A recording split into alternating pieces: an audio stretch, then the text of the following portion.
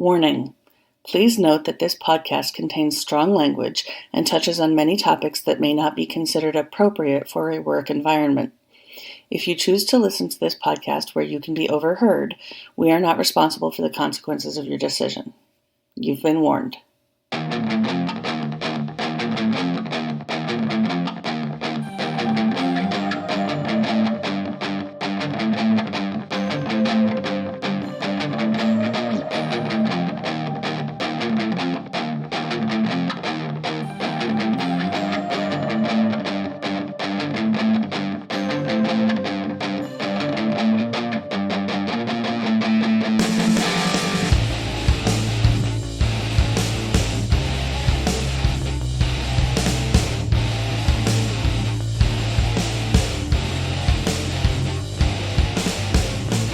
Spoilers, people. You might have social distance, but when we're in your ears, we are at your home. My name is Bill. And I'm Noelle, and I'm real fucking tired. And we're all real fucking tired, but we all have an X-Chromosome. Ugh. Fuck. This last week has been a rough year. The last 3 days have been a rough fucking year. Oh my god. So, before we go into the topic, we just want to break down a few things that's going through. I'm going to get the business out of the way. Website, www.xchromosomepodcast.com. Oh, just a note, this is going to be an unedited podcast, so you might hear typing in the background or anything like that, but because of everything going out, I want to push this out right away, so I'm not going to be doing any editing except for, like, shortening the length of time in between pauses, but anyway. We know, you're bored. Here's some more stuff to shove in your ear holes. Yes, that's pretty much what it is. We are here to shove stuff in your ear holes. So, xchromosomepodcast.com. That has links to all of our social media. I'm going to throw the Discord link up there in the social media aspect in the future, so you can join us on Discord too. So, we have Facebook, we have Twitter, we have Instagram, we have everything but TikTok and Snapchat, because we're not going to do either of those. I'm old and fuck TikTok and all, because they did some super shady shit recently. Basically, if you're ugly or poor, you don't need to be featured. So fuck them. And the snaps, no. No premium snaps from We All Have an X-Chromosome. I mean, if you want premium snaps, we can do that. But you gotta be willing to pay for it. Like I said, I'm fucking exhausted. Because also on the website is links to things such as direct payment if you want to give us a one-time donation. Also, links to our Patreon, which, once again, thank you, Patreon subscribers. You're helping us try to live a better life by helping other people get the information they need for a better life. Yes, and also, you help us do things like afford Washington Post subscriptions, because sometimes the stuff we want to look at does not have anything to do with the current global pandemic and therefore is behind a paywall. Yep, paywalls suck. You guys are helping us breaking them down and helping us support other people in the process too. We're giving also some other Patreon stuff to help our podcast out. One of the things is to help out with Craig, even though we fight the bots. There's little bonuses that'll help us with getting this stuff out, and also with Alpha Riff, who gives us our music. So we're giving him a couple of bucks though when he can. So thank you. Yeah, a lot of our people, if you go through our first season and just go through all the links in the show notes on our first season, those people are impacted by this, and they're potentially not in a position to get unemployment or get help. If they're a small business, they can get a loan, but loans you have to pay back. So go through, check our show notes, listen to the shows, throw money at the people we've had on as guests, especially Alpha Riff, because he's having his entire livelihood canceled in real time. And while I love his Instagram, it's full of Pokemon Sword and Shield and Breath of the Wild playthrough commentary, and it's been a fucking delight. Thank you, sir, for brightening my day. he's still got bills. Yep. So, some of us are lucky that we're able to work remotely, and we're still getting having worked in a paycheck. Other people are not. I'm seeing people that I know that are losing their livelihoods because of this plague. This plague, basically, that's what it is. Girl who does my hair. If you've looked at pictures of me, I don't know if we have a current one on the blog or the Patreon, but girl who does my hair. She is a single owner operator of a solo salon loft. And she lives alone. So she is all the income. She had to close her salon for her own safety because she's also not necessarily the most healthy person. So she's screwed. Unless we can get people who are 1099 some relief as well.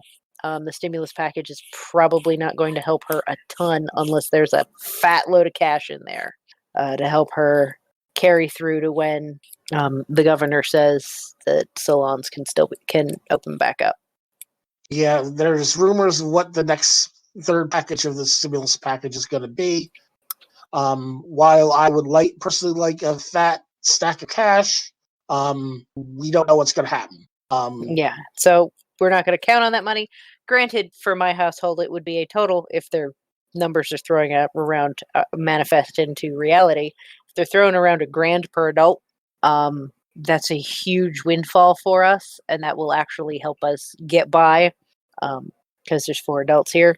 But I'm not holding my breath, and $1,000 doesn't go very far when you live by yourself and you still have to pay all your rent and utilities, and you don't have furlough pay or sick time or anything other than the work of your hands to let you make money. Some states are already opening up unemployment for those that are affected without skipping the first week, because in many states your first week of unemployment you don't get paid. Yeah. I think most states that are locked down as Ohio is, or as close to lockdown as Ohio, are waiving unemployment. But if you are self-employed, guess who doesn't get unemployment? People that are self-employed. Yeah. So all the people who are going to be in WrestleMania, they're not getting paid. They're all self-employed. The wrestlers and the people that are working in WrestleMania themselves through the WWE will be getting paid because they will? Because the WWE recently announced that while WrestleMania is not going to be happening at Raymond James Stadium, they are going to be doing a 2-day WrestleMania event at the WWE Performance Center. So the wrestlers and the people that are cameramen and the technical people and those that work for the WWE will get paid for the event. They're just not going to make their massive windfall about that. On top of this, speaking of wrestling and WrestleMania, there was a big issue that was going on because with WrestleMania weekend, it doesn't just put money in the WWE coffers. Usually what will happen is the independent promotions will go through and do like a lot of independent shows around WrestleMania weekend to basically gain money. It's their big events, their other conventions, and things like that. Most recently, there was an issue that WrestleCon, which was having like deposits left with the Marriott and various other places, they weren't going to get their deposit back because they had to cancel. And basically, the governor had to go through and push through like, if you have to cancel because of the virus, you need to pay people their deposits back. But the Marriott was going to hold on to that deposit with their dying breath. And that's a bunch of bullshit. This isn't the time to be pinching every single penny you have. People are scared. People are not just scared about dying because of being sick. People are scared because they're afraid that they're going to become homeless. Yeah, there's big scares. Just from, and I swear, guys, this is not what the podcast is going to be about. the whole time because you hear enough of this on the news. We'll get to some cool shit to brighten your day here in just a second, but we have to get this shit out of our system. Yeah. This may even get cut and released separately, just so we're like, here's all the downer stuff. You can skip it. You Sally skippers don't have to keep hitting the 15-second forward button. We'll just put the bad news over here. In the show at the time, we talk about coronavirus here, we end here. So you can skip to this part. Yes. Just for your safety. Also, we're going to put content warnings on the show notes. By the time you get to this part of the podcast, you'll be aware that we have put content warnings about, everything. Also, we might be talking about some violent and or racist shit. So, yep, we have content. Be aware. But if you didn't know before now, I work as an STNA. I am a licensed STNA in the state of Ohio, and I do home health visits, which means I'm going into people's houses to make sure they can stay home instead of being in a facility where the chance of infection is higher. So my job currently is super important because not only am I just keeping them safe in their homes, I'm keeping them away from things, away from groups. And I had a cancellation today, and I'm worried about this particular one because she's 94. She's not in a great amount of help, and she's kind of isolated. And she's a little contact starved. I'd go in 3 times a week, and she'd soak her feet, and I would massage her feet and ankles and lower legs.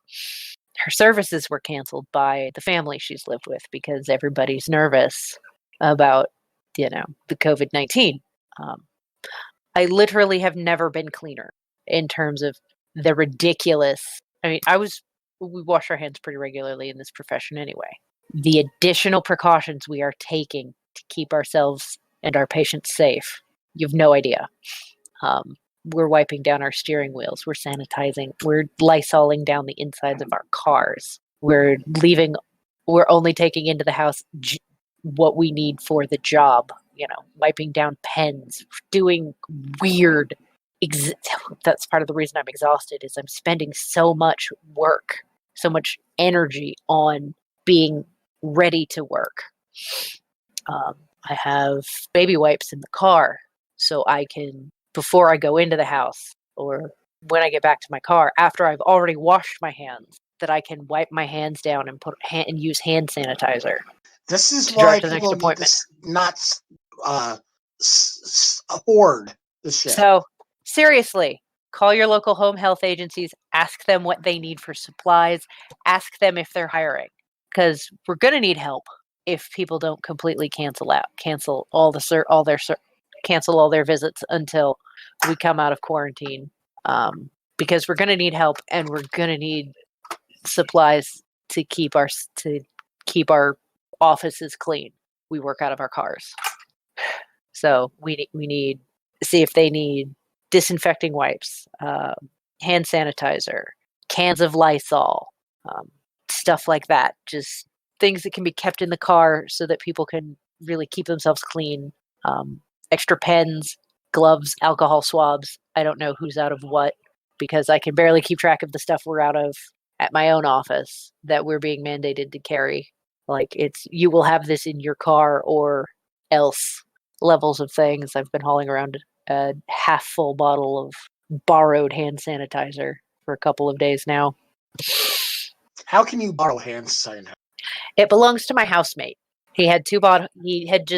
I don't know why he had 2 economy-sized bottles of hand sanitizer that he had been using, but apparently he's very fastidious, and he kept the one that's aloe-based and gave me the standard one. And I'm like, that's fine. That'll get me through until people calm the hell down, and I can get my own comforting aloe hand sanitizer. So if you've gone off and hoarded stuff, do you really need a bunch of baby wipes? Consider donating them. Particularly, domestic violence shelters probably needs baby wipes. Baby wipes are also useful for the elderly. So check with nursing homes, check with home health agencies, check with MRDD facilities because A lot of us are really tiny businesses, so we don't have giant Grange accounts. And while we're all going through and talking about social distancing, check on your extrovert friends, and if you can trust them to basically be quarantined and safe, as much as people are pushing the whole entire, you could be social while being online. I have a friend that is so social, they need meet space. Like, they need to be actually with people. The screens and the phone calls and things like that, it doesn't trigger their need. They've been going to dark places in regards to that. So check on your extrovert friends, see what they need, see if they actually need a companion. You could sit 6 feet away from them in the living room if necessary. 6 feet is not far. You could both go for a walk. Yeah. You're allowed to go outside. You just can't be next to anybody, which has been one of the hardest things about my job, is because these people see me as family. The woman I'm worried about, I wish some of this physical contact she got throughout the day or throughout the week. The only touch. Don't bunch up. Don't bunch up. Yeah. That, and she said before I left on Monday, I miss getting hugs from my grandsons. Like I said, she's 94. She's not in great health. We're in a situation where we're gonna be a bunch of touch-starved motherfuckers. Not that she could die never having hugged her grandsons again, depending on her health and how long this goes on. The elderly could. I saw it was supposed to be a heartwarming story, but it's horrifying, about this couple that was celebrating their 58th wedding anniversary, and she was in a facility and he couldn't come in, and they did something through the door.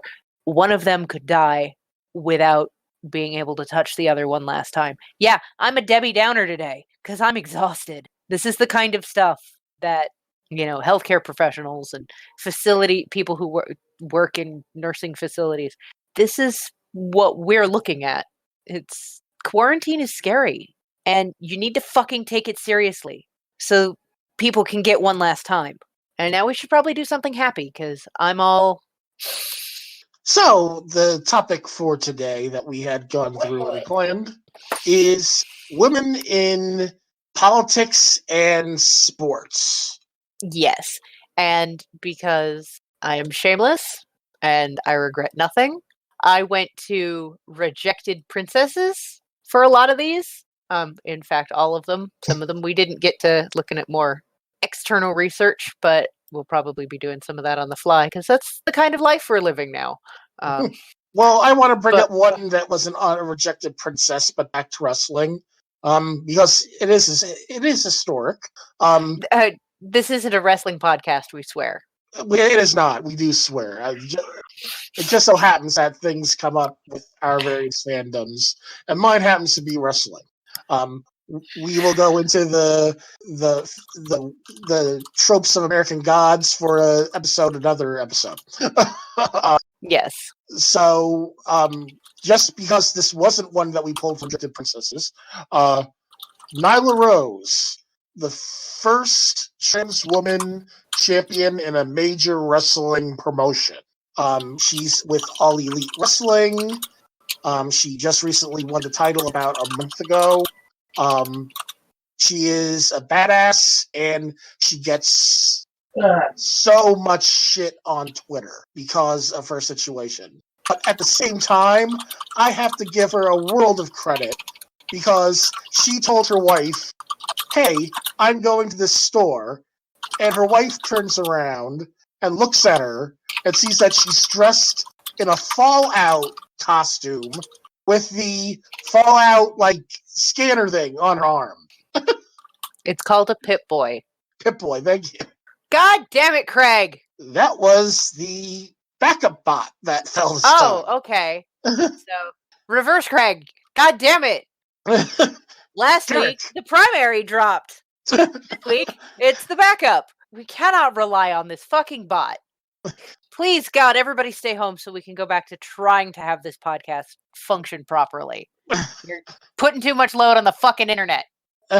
Discord, it has gone wacky, because Discord, I will give Discord credit. They're like, yeah, this is a tough time. We're going to boost everybody's viewership, so they could have 50 people if necessary to watch things from 10. So, good thing, but bad thing. So that being said, yeah, so I thought that was great. She's been taking things in stride, but in fact, that the person that when I had you talk to my friend Trish, Noelle, it was about her that she was helping. Cool. So things suck, but Nyla Rose, transgender women's champion, awesome. Yes, I guess we'll start with sports. I gotta find one week book. Ugh. Can you work on looking up the other two more stuff? I did. I pulled primary sources from Rejected Princesses. If you're not following that blog and throwing money at those books, please fucking do so. They're amazing. The author does tons of research and original illustrations that are historically accurate. The one I can start with is La Jaguarina. Her tagline on the site is Queen of the Sword. The story opens in April 1896. Hardened military veteran U.S. Sergeant Charles Walsh, in front of a crowd of 4,000 onlookers, turned tail and ran. Mere minutes earlier, during a round of equestrian fencing, he'd been hit so hard he'd been nearly knocked off his horse. So hard his opponent's sword was permanently bent backwards into a U shape. Yeah, equestrian fencing is like jousting, but with swords. This is a super dumb, dangerous idea, but it sounds amazing. In response, Walsh did the honorable thing, jumped from his horse, claimed that the judge was cheating, and fled the scene to the jeers of the massive crowd. His opponent, a woman named La Jaguarina, Queen of the Sword, an undefeated swordmaster who later retired only because she ran out of people to fight. Had she been born 25 years later, according to the U.S. Fencing Hall of Fame, she might be recognized as the world's first great woman fencers. She debuted in 1884. She began her career in earnest in true ladylike fashion by publicly calling the #1 broadsword master in the United States a wimp and challenging him to a duel. 1884, honey. No, you don't. Sorry. Okay. Spouse is not actually old enough to have remembered that fight. But he remembers reading about it. In a response that was a harbinger of things to come, he said he didn't want to lower himself to fight a woman, that he was very busy with things you totally couldn't understand anyway, and then promptly left town permanently. She's half Spanish, and she says, as a half Spanish woman, she cheerfully informed interviewers it was her terrifying cultural heritage to be proficient in a wide variety of bladed weaponry. She was an unrivaled master of foil, epee, saber, and knife fighting, but she excelled at equestrian fencing. And it is in fact jousting, but with swords, which I cannot tell you how insane that is. As, you know, Areni, whose booth is within earshot of the joust, these people are in full armor. They're not, you know, in lightweight, like just a breastplate shit, based on the illustration.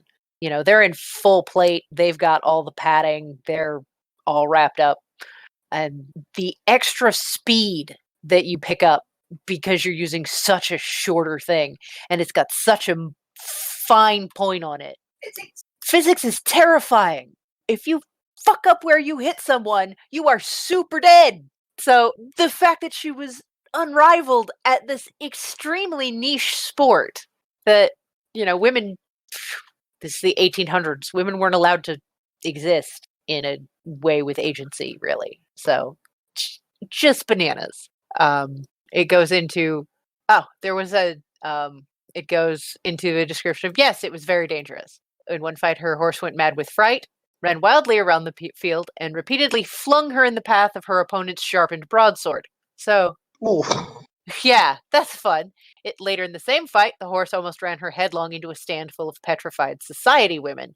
It sounds like they hadn't actually trained the horses the way current jousting reenactors have trained them, because these horses are freaking out. I have seen one of the jousters' horses balk and not want to run and like just walk the fuck away because it's a ton of sentient being that you really don't have a lot of control over if it decides otherwise. But I have never seen them panic.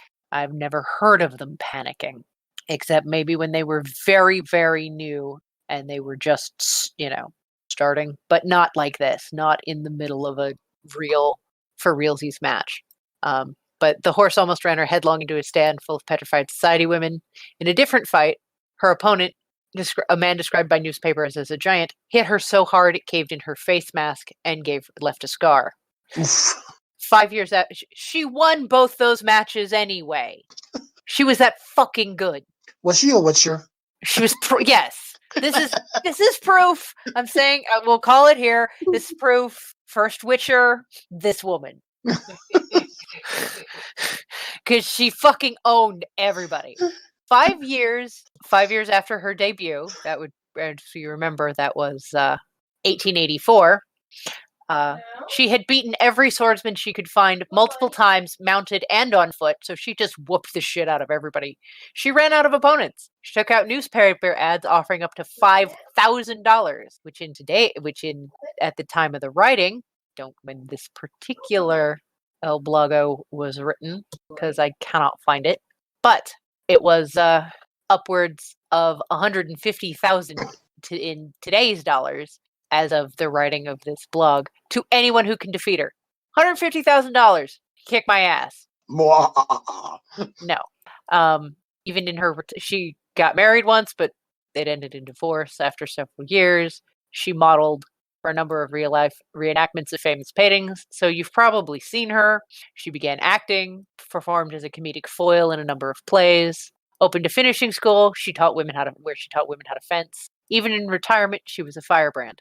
When a rather ardent young suitor, drunk catcalling buffoon, got in her face, she, according to the Washington, D.C. Evening Star, who described the incident, in telegraph time, she had him by the collar and was shaking him with all the enthusiasm of a terrier over a newly captured rat. Yeah. His hat went one way, and his cane went the other, and his teeth played a castanet obbligato to the solo of good advice that was rapidly breathed into his vibrating ears. Afterwards, she let him go. When asked why, she replied she didn't want to be prosecuted for manslaughter. And I just keep remembering people have been bitching about women not being able to use swords in Witcher. Yes. I believe this proves emphatically otherwise. Also, her real name was Ella Hatton. Over her career, she relayed a huge number of conflicting backstories in interviews, that she'd learned knife fighting from her mother, from the Roma, from the military, that she grew up in Europe, in Mexico, anywhere but Ohio, which is where she's actually born.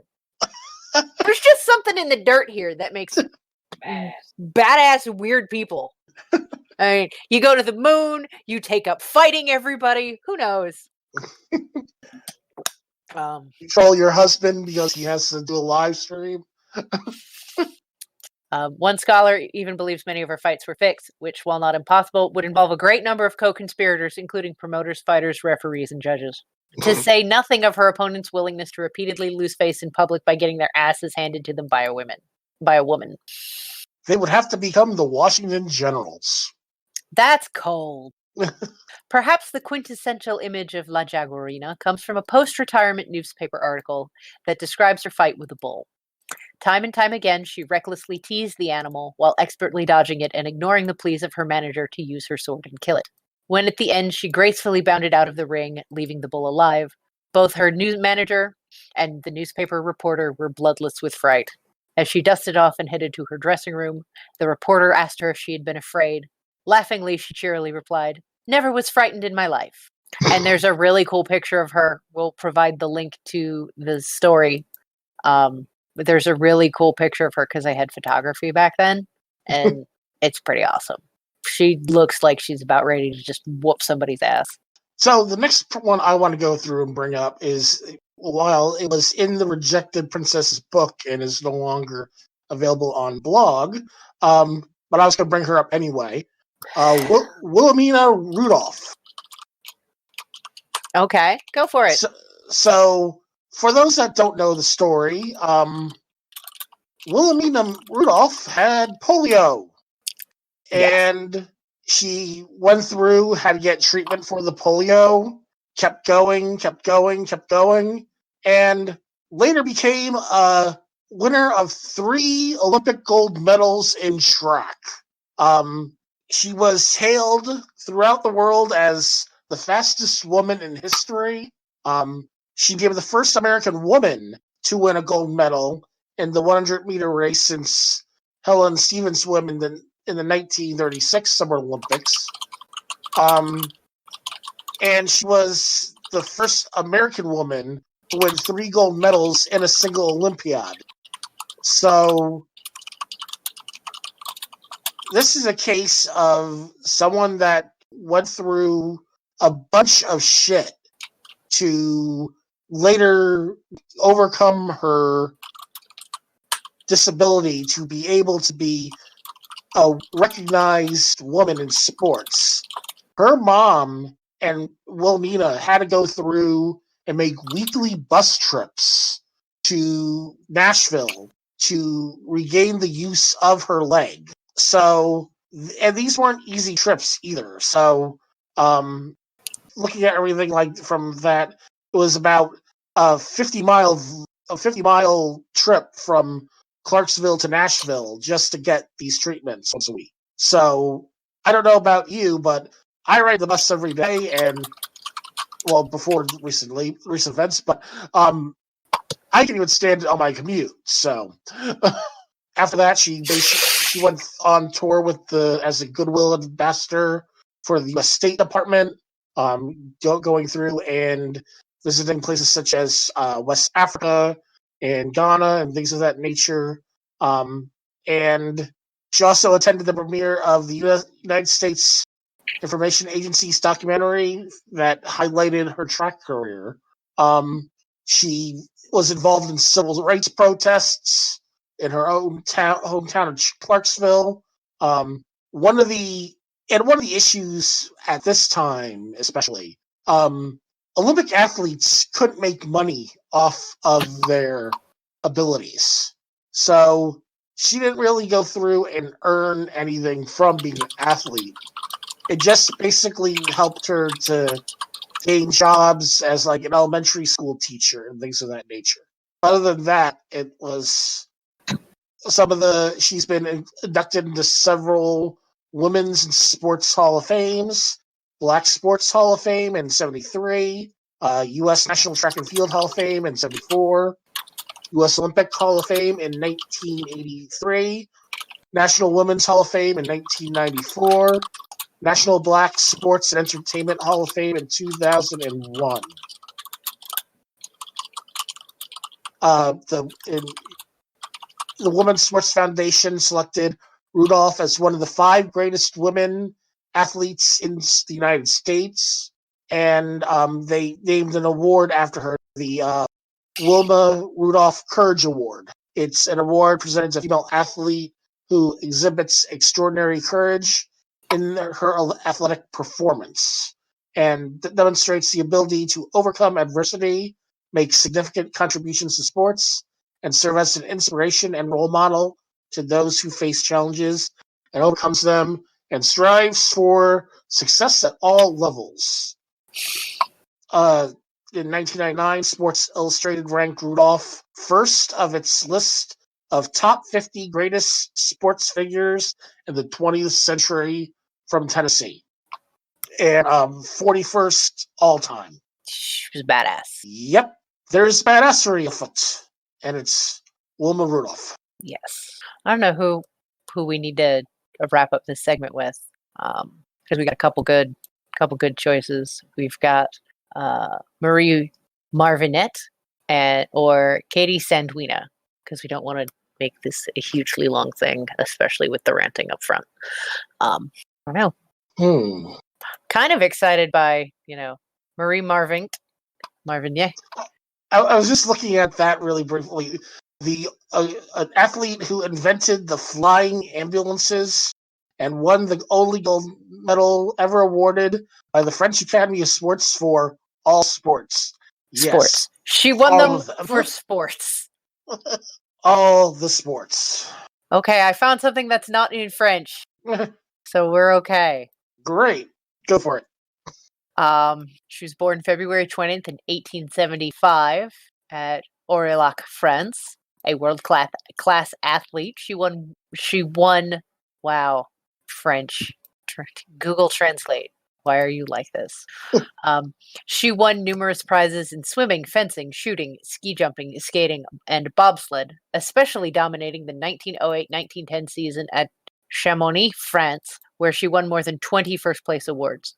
She was a world-class mountain climber, and between 1903 and 1910 was the first woman to climb most of the peaks of the French and Swiss Alps. The French Academy of Sports gave her a medal in March of 1910 for all sports. It is the only one they ever gave for more than one sport. This is from citemonache.edu.au, Hargrave, The Pioneers, Aviation and Aeromodeling, Interdependent Evolutions and Histories. It's foreign. Just pulling up things from Wikipedia. She is badass. She was a combat pilot in World War I. Yes. And was also a qualified surgical nurse. Was the first trained and certified flight nurse in the world. Was the third woman in the world in total licensed as a pilot on November 8th, 1912. I'm assuming the number 281 is like the 281st total pilot. She proposed the development of fixed-wing aircraft as air ambulances to the French government as early as 1910. With the help of the Deperdussin company. Yeah. Engineer she drew up the first prototype for the first practical air ambulance. Women fucking rock. This woman is intense. In 1914, she enlisted in the French army, served on the front lines as a male infantryman, a Red Cross nurse, and by 1915 was serving as a volunteer pilot flying bomber missions over Germany. Between the wars, La Fiancée du Danger worked as a war correspondent with French forces in North Africa. She also devised metal skis for air ambulances working in Morocco and Algeria, and apparently at a later date, for a time ran a school in Morocco teaching skiing on sand dunes. With all of this activity, she found time to author and act and direct 2 films in 1934 and 35. She devoted the remainder of her long life to her dream of 1910, the concept of aeromedical evacuation, giving more than 6,000 conferences and seminars on the subject on at least 4 continents. She was co-founder of the French organization Les Amis de l'Aviation Sanitaire, Friends of Medical Aviation, and one of the leaders behind the success of the first International Congress on Medical Aviation in 1929.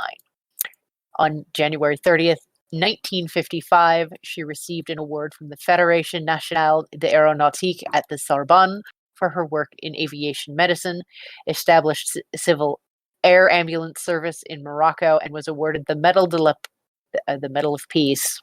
I'm done with French for tonight. I'm done. And she was awarded the Medal of Peace of Morocco. In 1955, at the age of 80, she learned to fly a jet helicopter, flew in a U.S. jet, and reportedly broke the sound barrier, which is not verified. She died December 24th, 1963, at the age of 88, the most decorated woman in the history of France, with more than 34 medals and decorations. God damn. Why are we not taught about this? Apparently she had an Antoinette plane. I'm assuming Antoinette is a plane, because the other picture of her is with the one from the Deperdussin company. So, I mean, she's just, And they tell us about, boring white guys when they could be telling us about her. I'll see if I can take some stuff off on Katie Sandwina too, since we seem to have an era. There are lots of awesome women now. We've talked about Megan Rapinoe and Simone Biles in other episodes, and we're still pretty fucking high on those amazing athletes. Yeah, I was going to go through and just mention those really quick, because the U.S. soccer team for the women, and it's bullshit because they're still not getting paid as much as the men. Still bullshit. They deserve more pay. They've won more fucking tournaments. So that's some bullshit. I still haven't heard any news about Simone Biles' limit pushing amazingness being allowed again. U.S. women's soccer team is suing, which they should. They set the price for ending it out of court, which is $67 million, which, yeah, I'm good with that. Legal filings in a lawsuit argue women's soccer players were inferior to men, poisoning an already testing relationship with U.S. soccer. The backlash cost coach Carlos Cordero his post. Carlos Cordero, and this is of March 12th, so this is recent, y'all. Carlos Cordero, the president of U.S. Soccer Federation, resigned 3 days after the federation argued in legal filings that indisputable science proved that the players on the World Cup winning national team were inferior to men. So, fuck that asshole. Fuck that guy specifically. So, that guy. So yeah, saw that briefly. I was like, ooh, we should put that for next week. But then I got busy at work and I couldn't get the link. But yeah, fuck that guy in particular. All right. But yes, and Mary Lou Retton called Simone Biles the greatest gymnast ever. Really, what else? We're done. We're done here. Mary Lou Retton said it. It's, in fact, gospel truth at that point in terms of that sport. Because, especially when, like, they're trying to go through and change rules because no one can top her. If you can't beat them, change the rules. The Biles and unfair barriers for excellence in America. Basically, because she could do things such as a triple twisting double somersault, it would be a low score because it was a risky move. In other words, you could do it, the rest of them can't. And if the rest of them tried, they break their necks. Yes. I mean, because mediocre white girls can't handle it, Simone isn't allowed to do it. We've also possibly forgotten to mention Gabby Douglas, another gymnast. She's the first Black gymnast in Olympic history to be the individual all-around champion. Alice Coachman, the 1948 London Olympic Games. She became the first Black woman to win an Olympic medal in the high jump. Her winning jump clocked in at 5 feet 6 1/8 inches. 5 feet 6 1/8 inches. She was in 1952. She was signed by the Coca-Cola Company, making her the first Black female athlete to endorse a consumer product. Althea Gibson. She picked up tennis as a teenager, and a year after she started, she won the American Tennis Association's local tournament. For 10 straight years, she won the ATA's championship, which was and still is unheard of. It took a while for Gibson to play at the world championship level simply because the sport was segregated. That's right. Systemic racism, keeping down excellent people. Surprise, surprise. After former tennis player Alice Marble wrote an op-ed arguing for Gibson to get to play, she was invited to the U.S. National Championships. Quote from Marble: "If Althea Gibson represents a challenge to the present crop of players, then it's only fair that they meet this challenge on the courts." In 1951, she was the first Black tennis player. Let's go there again. First Black tennis player ever to get invited to Wimbledon. And in 1956, she became the first Black tennis player to ever win a Grand Slam at the French Open. And then we talked about Wilma Rudolph. I'm pulling this from a Refinery 29 article. I think we're looking at the same article too. Debbie Thomas, who she challenged the norms of figure skating by wearing a black unitard at the Olympics, which the International Skating Union banned. In 1986, she became the first Black woman to win a U.S. figure skating championship title. And in 1988, she was the first Black woman to take home a medal for the United States at the Winter Olympics.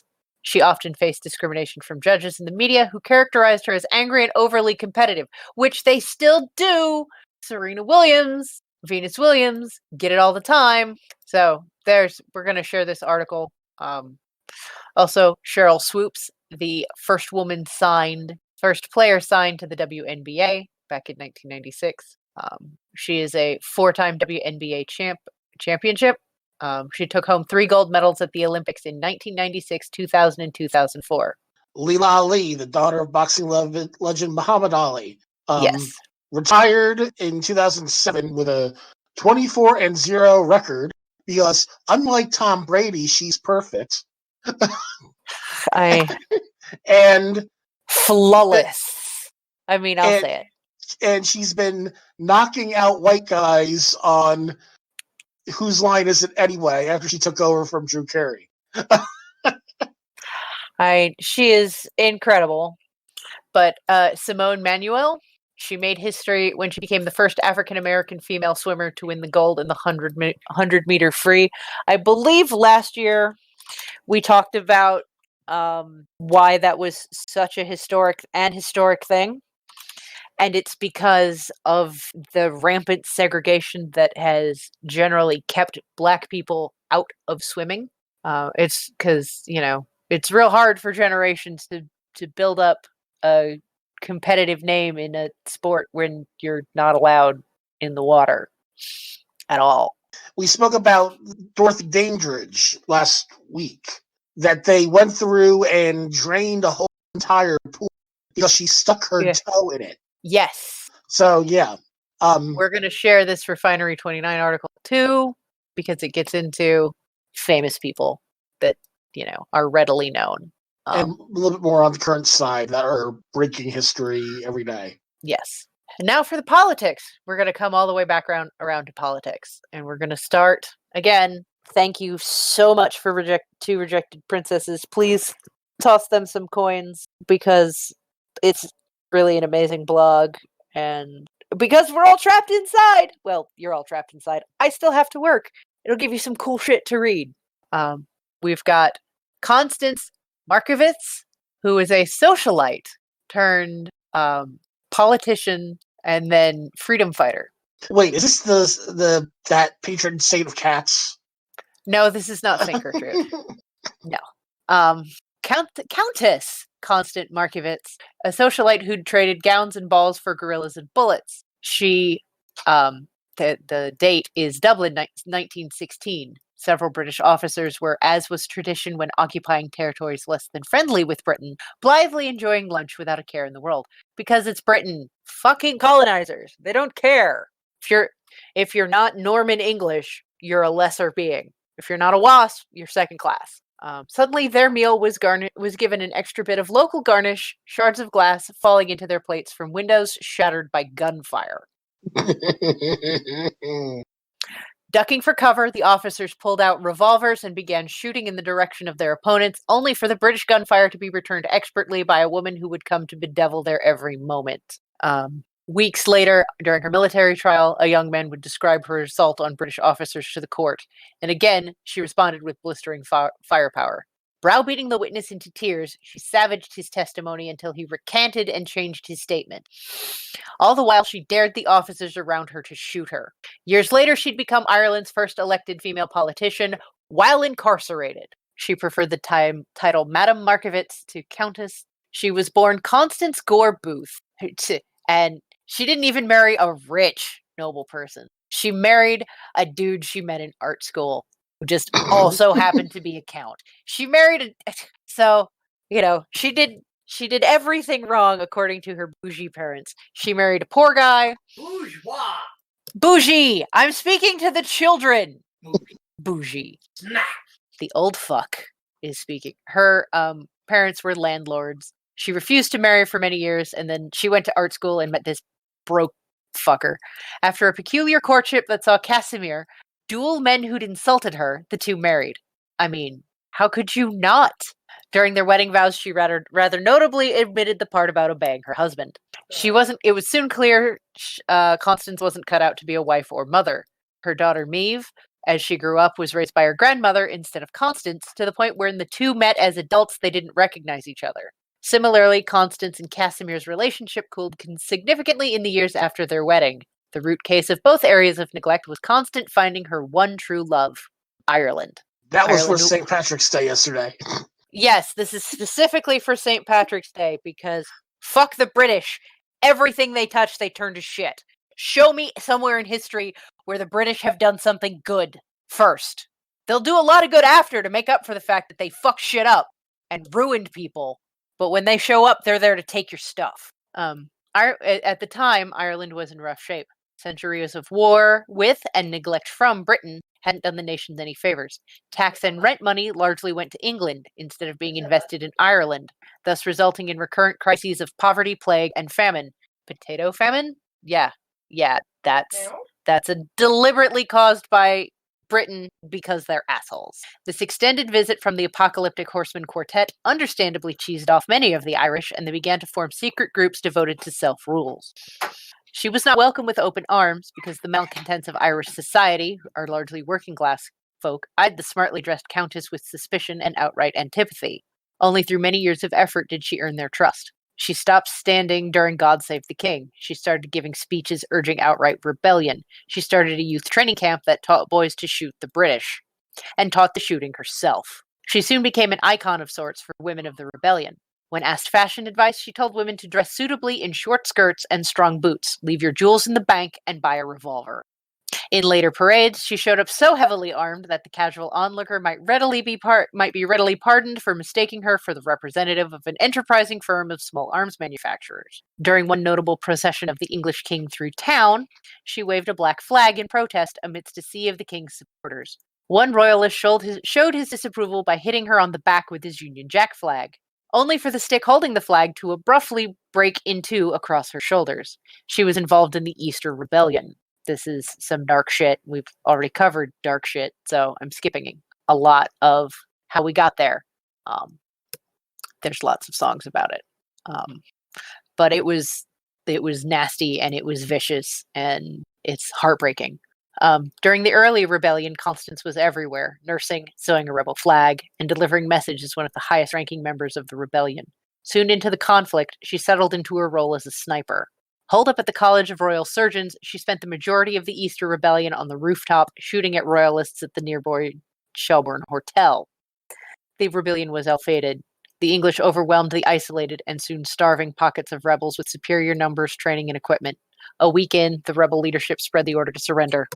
Upon receiving word of this, Constance turned herself in with maximum theatricality, gently kissing her gun before handing it over and declaring, "I am ready." While many of her cohorts were executed by firing squad, her execution was commuted to life imprisonment. It was an act of mercy she met with fury. Why didn't they let me die with my friends? She was not to stay in jail long. In brutally executing swaths of Irish citizens, pacifists and civilians who had nothing to do with the rebellion, the British turned the tide against them. In the span of several years, opinion had swayed so heavily that Constance and many of her cohorts were released.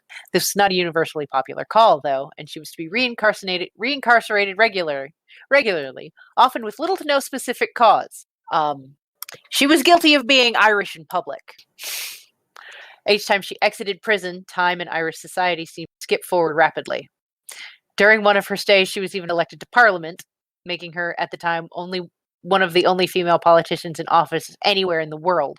This is when Sinn Féin had taken a majority of the Parliament seats and set about establishing an Irish Republic separate from Britain. And it just goes into how shitty the British are and how amazing she is. Please read the full article. That's part of our double dip for St. Patrick's Day. The other one is Boudica. If you don't know who Boudica is, we're going to link the article. She's fucking amazing. She whooped the shit out of the Romans. She the killed Romans 70,000 people. She just murdered Burnt Romans. London to the ground. Yes. That's metal. 70,000 people, London to the ground. I mean, here's the Iceni, her clan. In the uprising, they would cut the breasts off of Roman noblewomen, sew them to their mouths, and hang the bodies or mounted them on spears. The Iceni decapitated people as a matter of religious principle. They'd embalm the heads of their enemies and mount them on chariots. The rest were thrown into rivers. Moreover, a prominent Roman historian wrote, all this ruin was brought upon the Romans by a woman, a fact which in itself caused them the greatest shame. Really? When you're Rome and you're rude to women, shitty things happen. Cleopatra Philopator sort of fucked them over really hard, and it took all of their attention to stop her. Also, don't be racist about the taking of heads, because it happens in other cultures. Unless you're using your religion as a weapon and you're doing it for shock value, fuck you. You know who I'm talking about. Yep. Fuck them, they're dicks. I think that's a good wrapping up. Fuck them, they're dicks. Okay, because I've got some. There are other cool women. We'll provide links to them in the show notes. We'll throw something up on the blog because there's too many badass women in politics that nobody's taught about throughout history. There's too many badass women through history. We could do this. We could do this all the time. Yeah, this could just be a podcast where I go through and I research badass women and am excited about them. But there's other shit to talk about. I mean, next month is April. What is April? Is it Domestic Violence Awareness Month? I don't know the months. I barely know. If we're still, yeah, I barely know what day it is. If we're alive in April, we'll be pivoting to in subject April. Matter. It'll be 2030, and yeah, we'll figure out what's going on when that happens. So, what type of woman do you want to look into next week? I mean, we could just do a part 2 on this because we didn't get into Fulan Devi, who fucking amazing. There's a few women that we've brought up in our notes that I want to go through and research more and make more sense of it, because there are a few things that are like, holy shit, but this doesn't make sense reading it right off the page. I need more input. Well, it sounds like you've got some homework to do then. You can write a whole bunch of blog posts. You're like, hey, these women were extra, just what the fuck, amazing. So you did homework and you write a little bit more about them and share some links and why you were excited as a dude who, is excited to learn about women. I'd rather talk about it because I'm doing too much writing in my writing. Wah. Hey, I'm going to give, because this is actually going to go public, it's not going to be cut for Patreon for this. I'm going to give credit to my professor in this course.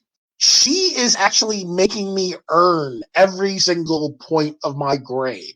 Good. Unlike every other professor that I've had, who basically... Well, you made them cry, let's be honest. You made them cry. Yeah, I know I probably made at least one of them cry. But I only have a B in this class. And I'm like, okay, I respect this, and I couldn't be happier with my B. So hopefully we will all be alive and well next time we go through and record. So one more thing I want to go through, if you want us to talk about anything particular, write us at xchromosomepodcast.com. That email address again is write us at xchromosomepodcast.com. Let us know what you want us to talk about. Yeah, especially if you have ideas for next week, because otherwise I'm just going to continue to shriek in delight about these badass women shamelessly. We were going to scream about my job. We were going to do a women in fiction for this month, but we may have a guest that will be talking about writing women for next month. Yeah, a guest or two. We might do a couple of extra recordings and then splice something together. It depends on how comfortable everybody is giving in a round table. All right, get on that. Yeah, the guests I have in mind are all independent authors. So if I could get them all on, it would be super awesome if everybody bought their books, because their cons are canceling. Yeah. And again, not to shill things for free, but I'm not inviting people on, right? Not cool shit. Pretty much. So it will be worth throwing money at. But I have to figure out why my new son is screaming. Why are you screaming? I don't know if you can hear him, but he's yelling. The void is yelling into the void. Maybe we'll put a picture up on the void. So that being said, with the we didn't do like, subscribe, rate, and review. So let's do that. So like, subscribe, rate, review on your favorite podcast platform, on Facebook. If you guys come through and we actually see some, I will in fact post pictures of the new Void Boy. When you write your review, we would prefer you give us actual feedback through our email address. Give us suggestions of names for this new cat. He is a black cat, and he has green eyes, and he's very snuggly. But we can't name him Mimikyu. We have a Mimikyu already. So, name Noelle's cat. Name my cat in your review. Throw me suggestions before I go to, crazy cat lady groups, even crazier ones. That being said, my name is Bill, and I am not a crazy cat lady.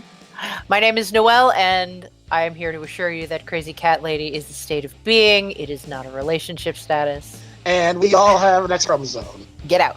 Goodbye, Craig. You failed us. You failed us for the last time. Where's the damn channel? God damn it. Fuck. We're so bad at this.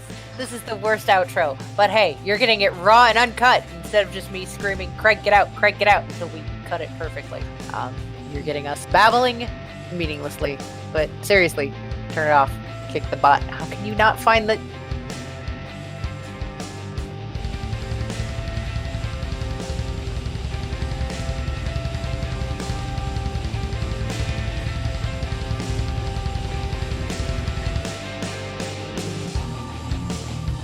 We All Have an X-Chromosome is an X-Chromosomepodcast.com production. Executive producers are Noelle Dial and Bill Malvasi. Executive Director, Bill Malvasi. Associate Technical Director, Huey Algol.